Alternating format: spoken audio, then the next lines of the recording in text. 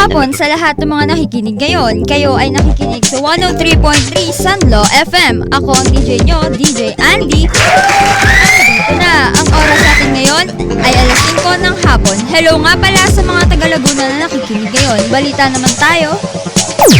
Balitang Hollywood tayo mga karadyo. Bidang aktor sa American series na Prison Break na si Wentworth Miller o kilala bilang si Michael Scofield, umaming isang Serena. Kumpirmado ito mismo ng aktor na kumalat ang balitang siya ay nagpakasal sa kapwa lalaki. Ikinagulat naman ito ng kanyang mga tagahanga. Balitang panahon naman tayo. May kapapasok lang na bagyo sa Philippine Area of Responsibility. Ang namumuong sama ng panahon noong Huwebes ay naging isang ganap na bagyo. Ito ay pinangalan ng Nando. Paalala mula sa Pag-asa na magdala ng payong at kung di naman ay huwag nang lumabas ng bahay. Ayun lamang mga kahay, balik tayo sa tugtugan dito sa 103.3 Sunlaw FM. Radyo ko yan eh. 102.3 Sunlaw Radio, ang radyo na.